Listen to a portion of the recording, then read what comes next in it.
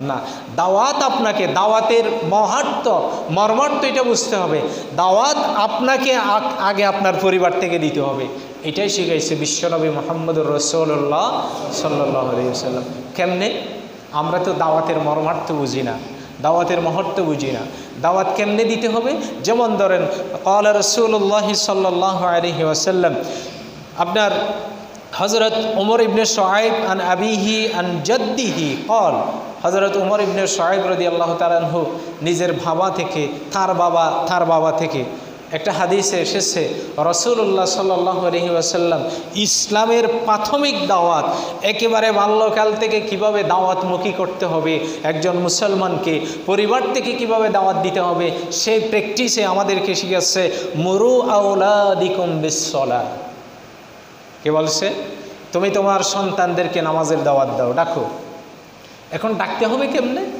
দেখেন শিখাই দিচ্ছে যে ওয়াহুম আবনাআ সাবঈ সিনিন, যখন তার বয়স 7 বছর হবে তারে নামাজের জন্য ডাকো। এরপরে বলেছি কি ওয়াদরিবুহুম আলাইহা ওয়াহুম আবনা আশার, যখন বয়স 10 বছর পূর্ণ হবে, আপনি যখন নামাজের জন্য যখন ডাকবেন, যখন আপনার কথা শুনবে না তখন মাইট শুরু করেন। কার কথা? মুহাম্মদুর রাসূলুল্লাহ সাল্লাল্লাহু আলাইহি ওয়াসাল্লাম। আচ্ছা, এই হাদিসের শিক্ষা কি? রাসূল সাল্লাল্লাহু আলাইহি ওয়াসাল্লাম বলেছে যে যখন 7 বছর হবে দাওয়াত দিতেই থাকো, বলতেই থাকো। যখন 10 বছর পূর্ণ হবে যদি নামাজে না আসে কি লাগাইতে হবে? কথা বলেন না, কি লাগাইতে হবে? মায়ের লাগাইতে হবে, এটা হুকুম। তাহলে মাঝখানে কয় বছর? 3 বছর। রাসূলুল্লাহ ইসলামের প্র্যাকটিক্যালি ইসলাম শিখানোর পদ্ধতিটা বুঝেন। যখন 7 বছর পূর্ণ হয়েছে দাওয়াত দেওয়া শুরু করে, ছেলে মেয়েকে নামাজের জন্য ডাকেন। আপনি মসজিদে আসতেছেন, হাতে করে নিয়ে আসেন। মা নামাজ পড়তেছে, মেয়েকে পাশে দাঁড়ায় করাইয়া দেন নামাজের জন্য। যখন 10 বছর পূর্ণ হবে, যখন কথা শুনবে না, তাহলে কি লাগাইতে হবে? এখন এই যে মাঝখানে যে 3 বছর, মাঝখানে 10 বছর পূর্ণ হওয়া পর্যন্ত 7 বছর বয়স থেকে শুরু করে মারার কথা কি বলছে? বুঝেন নাই কথা? 7 বছর থেকে 10 বছর হওয়া পর্যন্ত মাইর দেওয়ার কথা কি বলছে? না। তাহলে মাইর কখন শুরু? 10 বছর পূর্ণ হইলে। তাহলে এবার বুঝেন, তার মানে 3 বছর পর্যন্ত আপনার ছেলেকে ইয়া বুনাইয়া, হে প্রিয় বৎস, ও আমার ছেলে, হে ফুতু, হে আদরের সন্তান, বাবা মা ডাকি ডাকি আপনাকে কোথায় আনতে হবে? নামাজে। কথা কি বুঝতেছেন না? নামাজে আনতে হবে, আপনাকে ডাকি ডাকি আনতে হবে। কিন্তু দুঃখের বিষয় আমাদের বাংলাদেশে, আপনারা তো অনেক সময় দেখেছেন যে আরব কান্ট্রিতে ওই যে ছোটো ছোটো বাচ্চারা মসজিদে দৌড়াদৌড়ি করে, খেলা করে না? ওই যে নামাজ পড়তেছে সামনে দিয়ে দৌড়াচ্ছে কাতারে, এদিকে সেদিকে, যার নামাজ সেই পড়তেছে ওখানে। কিন্তু আমার দেশে হইলে ওই বাচ্চাগুলারে কি বলে যে তুই নামাজ পড়তে আসছিস, তোর বাবা আসছিল জীবনে নামাজ পড়তে, এইরকম দমক মারে কি মারে না? মাঝে মাঝে এখানে কিছু আমাদের ছোটো ছোটো ছেলেগুলা আসে, আমার কিন্তু খুব ভালো লাগে।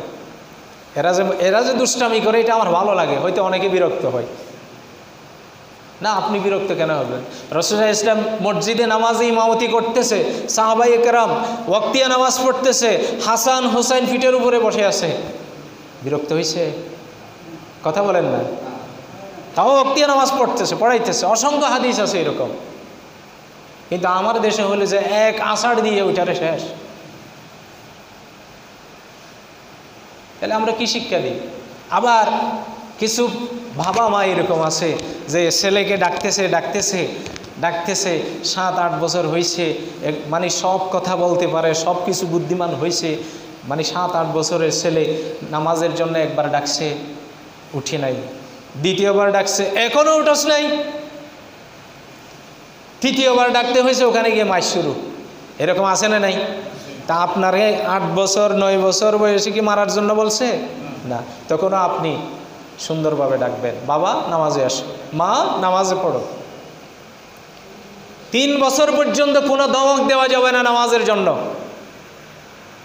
এই মাঝখানে 7 বছর থেকে 10 বছর পূর্ণ হওয়া পর্যন্ত কোনো ধমক দেওয়া যাবে না, কোনো বকাবকি করা যাবে না, আপনি সুন্দরভাবে ডাকবেন। কি চমৎকার শিক্ষা মুহাম্মদুর রাসূলুল্লাহ সাল্লাল্লাহু আলাইহি ওয়াসাল্লাম, কি সুন্দর শিক্ষা। 10 বছর পূর্ণ হয়েছে, নামাজ পড়বে না, শরীয়তের বিধান পালন করবে না, মায়ের শুরু। আমাদের পরিবারে কি এগুলা হয়? বলেন না, আমাদের ফ্যামিলিতে কি এভাবে হয়? মা বাবাও ঘুমাই আছে, তাহলে ছেলে নামাজ পড়বে কোত্থেকে? ইসলাম আমাদেরকে কি শিক্ষা দেয়? দাওয়াত তো আগে এখান থেকে শুরু করতে হবে। তা আপনি যে আমি কয়জনকে দাওয়াত দিলাম, দাওয়াত কি শুধু দলভিত্তিক দিবে, গ্রুপ ভিত্তিক দিবে? দাওয়াত কি শুধু তাবলীগওয়ালারা দিবে? দাওয়াত কি শুধু হুজুরেরা দিবে? দাওয়াত কি শুধু মসজিদের মিম্বরে দিবে? দাওয়াত কি শুধু মাহফিলের মঞ্চে বসে দিবে? জীবনের দাওয়াত সব ক্ষেত্রে দিতে হবে যদি মুসলমান হয়। মুসলমানরা ইমানদার ব্যক্তির, যিনি নিজেকে আল্লাহর প্রিয় বান্দা গোলাম ইমানদার বলে দাবি করবে, যখন থেকে কোরআন হাদিস শিখতেছে, যখন থেকে প্রাপ্তবয়স্ক হয়েছে, তখন থেকে যে যে অবস্থায় আসে মৃত্যু পর্যন্ত দাওয়াতের কাজ চলমান রাখতে হবে যদি মুসলমান হয়। কথা বলেন ঠিক কিনা? কিন্তু আমরা দাওয়াত কয়জনে দিই? এখন তো সত্য কথাগুলোও বলা যায় না। আমরা তো ইসলামকে ভাগ করে ফেলেছি। আমরা তো ইসলামের বিধানগুলোকে বিভিন্নভাবে যে ভাগ করে ফেলেছি, বিভিন্ন পদ্ধতি, বিভিন্ন কায়দা অনুসরণ করতেছি। দেখেন, আসলে কোরআনের বিধানটা, কোরআন যে কত আশ্চর্যজনকের কিতাব, কোরআন যে কত পাওয়ারফুল কিতাব। যেমন ধরেন, আমি একটা উদাহরণ দিই।